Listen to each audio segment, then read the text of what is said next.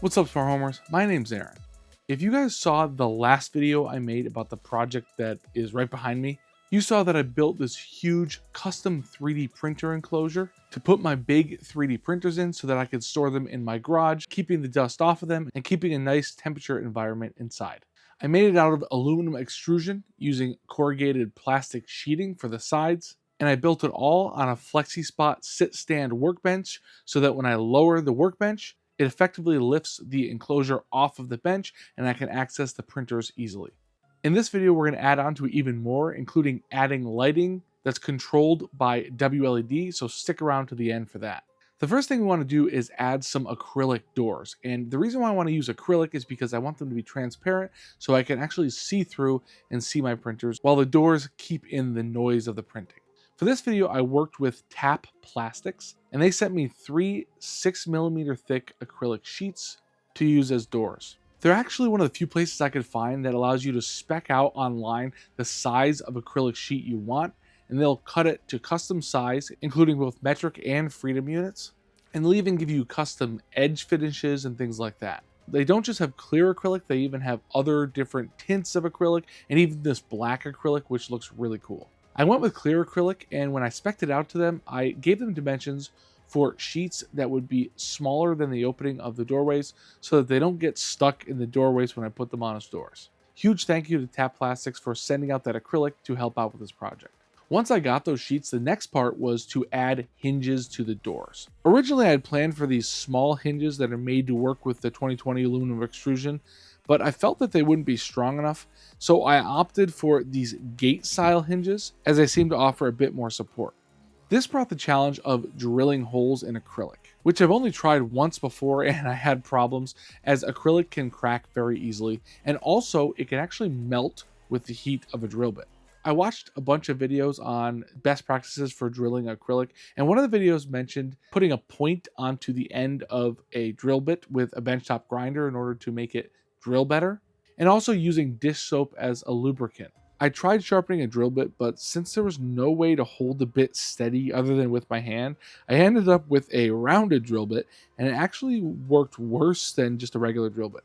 I ended up using a smaller drill bit to drill a pilot hole, and then I used a larger one, the right size for the screws I was putting in, to drill the larger hole, and I used liquid hand soap as the lubricant. After that, I could attach each of the hinges to the doors and then hang them up on the enclosure.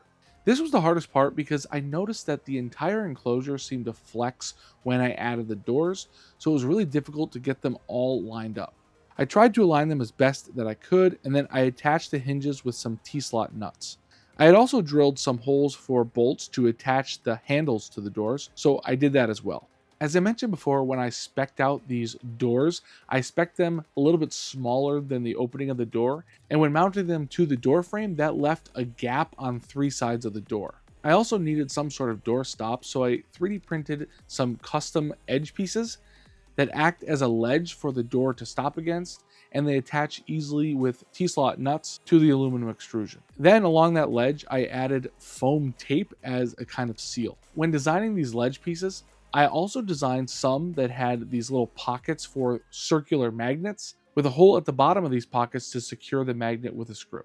Then on the door itself, I drilled some corresponding holes and attached some carbon steel washers that would be attracted to the magnets when the door is shut, acting as a magnetic catch. Door alignment still isn't great, and I was trying to figure out why, and then I realized that if I shimmed underneath the center of the frame at the front, then the doors came back into alignment. I realized then that the whole frame was flexing, and probably because the FlexiSpot workbench underneath was flexing as well. While I don't plan to fix this right now, other than with the shims, I probably will end up replacing the bottom part of the frame with some 2040 aluminum extrusion, doubling the thickness to hopefully reduce that flexing. Next, I want to add some lighting, and of course it needs to work with my smart home, which is based on Home Assistant. If you don't know about Home Assistant, you got to check out some of my other videos because it is an awesome smart home platform. My favorite software to control lighting is WLED, and since that works with Home Assistant, that's what I decided to use.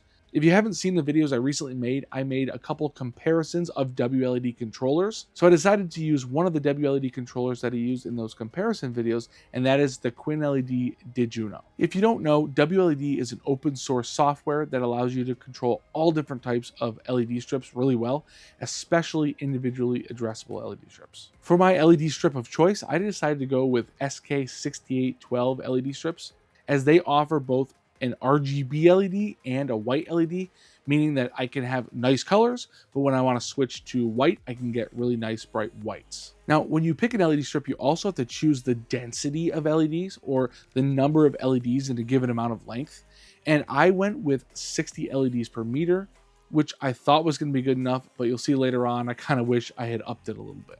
I ordered some Musada brand aluminum channels that come with these plastic diffusers, and these channels will house the LED strips. Now it was time to plan out where I wanted to install them, and I decided to go with 3 LED bars. So I was going to have to cut down these aluminum channels. Cutting these aluminum channels to length is really easy using a miter saw, so I cut them each to just under the width of the doorway. Then I cut the LED strips to length in sections, soldered on connectors to each end, and then I just peeled off the adhesive on the back of the LED strips and put them into the channels. I had to cut the plastic diffusers to length, just cutting them with some flat cutters, and then I could pop them into the channels and wire up the controller. I tested to make sure each light bar was functioning properly, and then it was time to install the light bars in the enclosure. While printing those ledge pieces that I showed earlier, I made a couple of special ones on the top of each door frame that have these wedges on them. These wedges allow for the metal clips that come with the aluminum channels to be mounted to them at a 45-degree angle. With the clips installed on the ledge pieces and the ledge pieces installed into the door frame, it was super easy to clip each light bar into the doorways where they go. You could see that the light bar aims down at a 45-degree into the enclosure, hopefully providing some nice bright lighting. Testing out these lights, you can see that it works really well for ambient lighting, and it's really nice to see this glow that spreads evenly throughout the enclosure. WLED has a lot of really cool effects, so you can actually make some pretty cool little light shows inside of here, and you can actually set different segments for different parts of the LED strip, so each bar can be its own segment, and you can make one turn green, for example, when a print is done and things like that. Now, one thing that was a little bit disappointing was the brightness of these. Now, it may be because I'm using a 10 amp fuse and limiting the current to 10 amps in WLED, but I also think that maybe I could have gone with some denser LED strips. I'm going to try denser LED strips in the future, but if that doesn't work, I'll probably add some LED ring lights or some just pure white LEDs directly over the printers to give that needed light while they're running for time lapses and things like that. I also mentioned in the last video that I wanted to add a temperature sensor of some kind to this so I could see what the environment inside there is looking like. And I wanted it to have a display. While I haven't picked the exact temperature sensor that I want to use in there, I decided that for now, I'll use one that works with Home Assistant, which is a requirement, and has a display, and one that I already have, which is the SwitchBot Meter Pro. This thing connects to Home Assistant via Bluetooth, and it gives you the basic temperature and humidity, as well as carbon dioxide monitoring. And while I don't think carbon dioxide is a byproduct of 3D printing, at least not that I know of, and while that works for now, I'll probably add something like the Apollo Air 1 inside there that has a lot more different sensing capabilities to really tell me how things are looking inside there.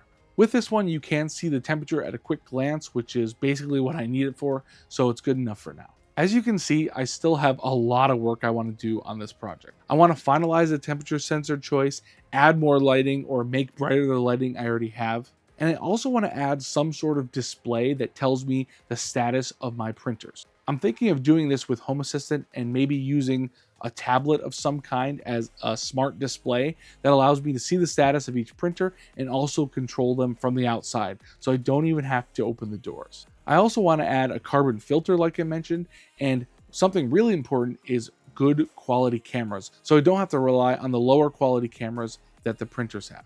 If you guys have suggestions for things I should put inside there or add to the design, I would love to hear it. So let me know in the comments. And don't forget that if you're a channel member, you're going to get all the 3D design files for this project once it's complete.